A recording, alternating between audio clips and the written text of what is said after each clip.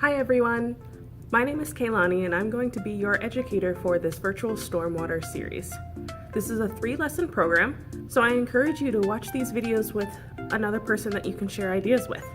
It could be a family member, a sibling, a friend, or even a pet. If it's just you, that's okay too. There will be other opportunities for you to share your ideas with others throughout the program. In this first lesson, we'll be thinking about how all the rain that we get moves through our neighborhoods. In lesson 2, we'll be spending some more time thinking about how that rain impacts people and animals in our ecosystems. And lastly, in lesson 3, we'll be using engineering to start solving some problems related to rain that you might see in your neighborhood. For this lesson, you will need a piece of paper or something to write on and something to write with. So let's get started.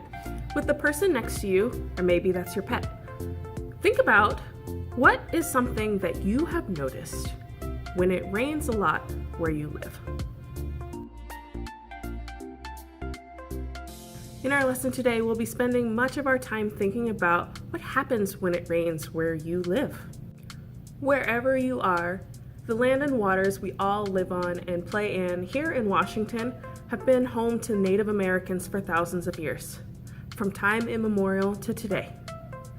As European settlers started to move into the area and building cities as we know them today, they changed the land as it was before. Here's an example of some of that change. This is a map of the Seattle area. In this map, you can see what the Duwamish River looked like before the early 1800s. Notice how much green there is and how curvy the river is. This is what the land looked like since time immemorial for the Duwamish people. We moved through the 1800s. European settlers moved in and removed many trees to begin building the city of Seattle as we know it today.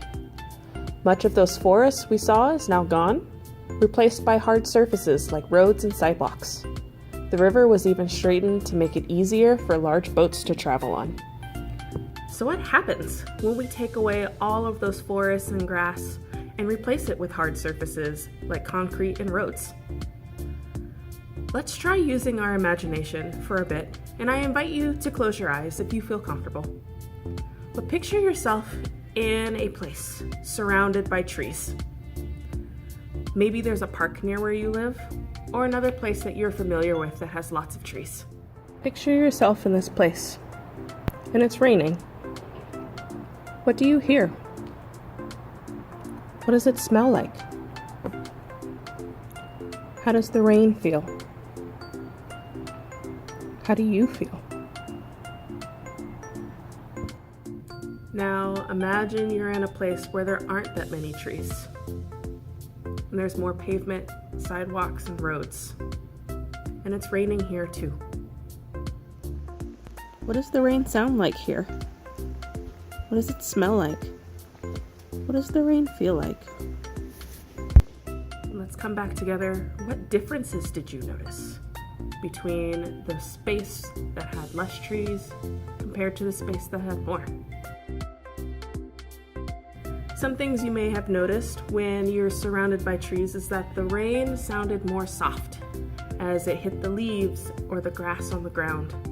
Maybe you heard some birds or felt feelings of calm.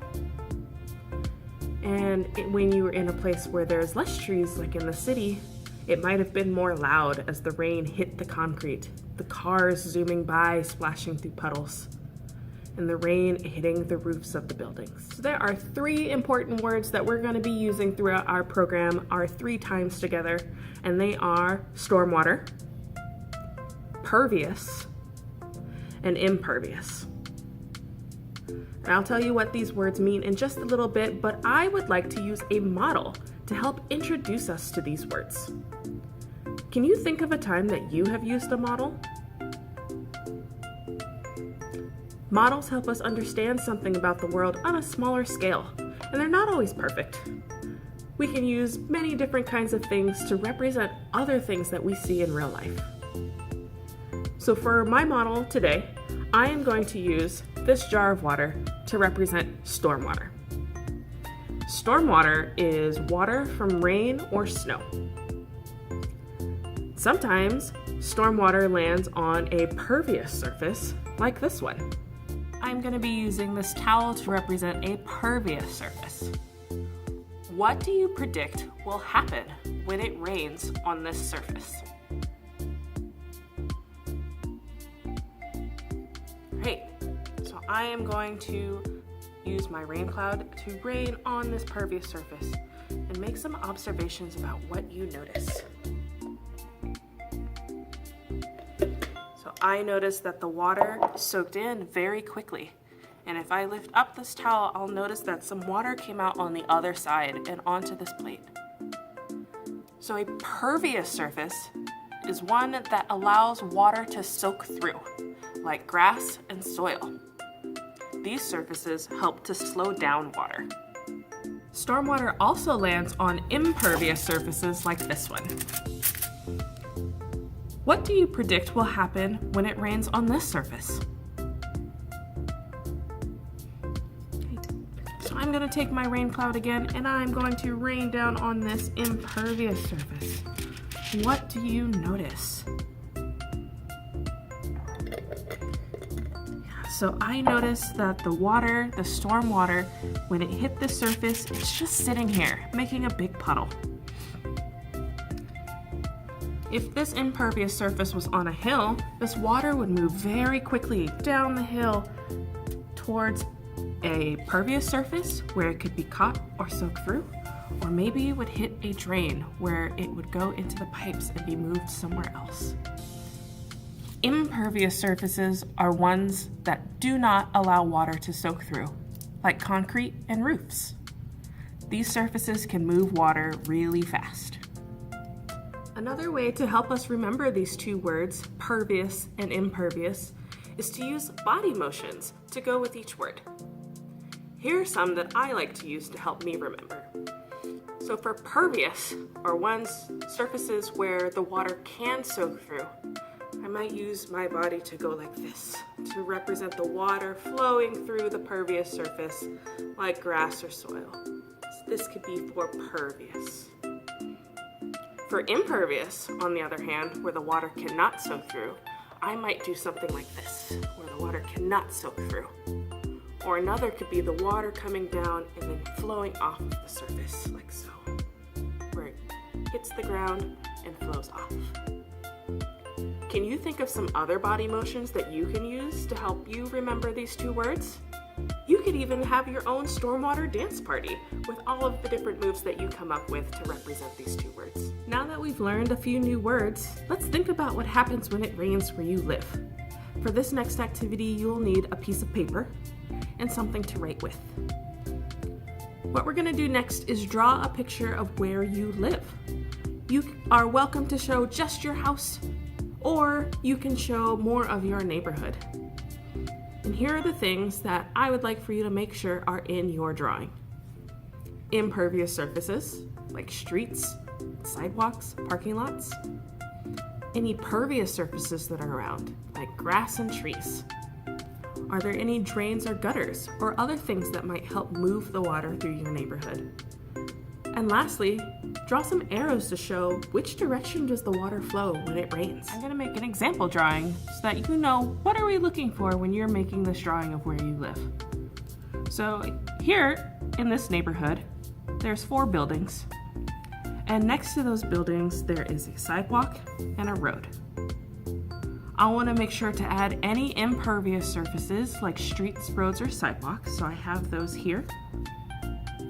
Are there any pervious surfaces where you live? So in front of each of these buildings, there's a little bit of grass. So I might draw some grass in here in front of each of the buildings.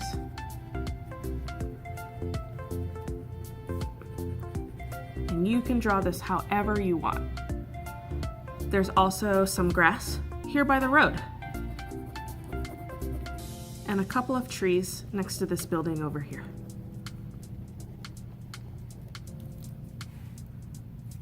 Are there any drains, gutters, or other things that help move the water? Well, in this neighborhood, there's 3 storm drains. There's one here on the road. There's one here in the parking lot. And there's one here on this side. There's also some gutters, so there's 4 gutters that come off of each of the buildings, so I want to add those in there as well.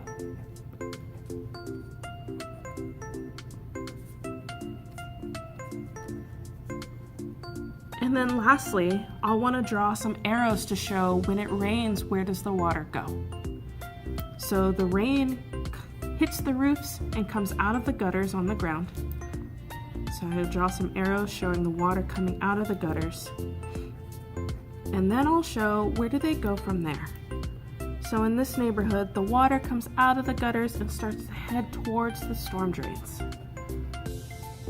So I want to show that on my drawing, that they're heading towards the storm drains. So what you can do now is go ahead and pause this video and make a drawing of what happens where you live when it rains. Water is important to our lives, and we get a lot of it here in the Northwest, and the plants and animals need it too. What's one thing that you like about the rain? What's something from your drawing that needs the rain? Have you ever seen evidence of pollution or flooding before? Or maybe you've seen some of these signs showing that the beach is closed or you can't go fishing. In our next lessons together, we'll be spending some time thinking about how stormwater can affect other living things in our neighborhoods and how people can solve some of these stormwater problems. Don't forget, save your drawings. We'll be coming back to these throughout the lessons as we start to learn more about stormwater and adding to them as we go along. Before the next lesson, be sure to watch the When It Rains, It Pours video that's linked below in the description box. See you next time!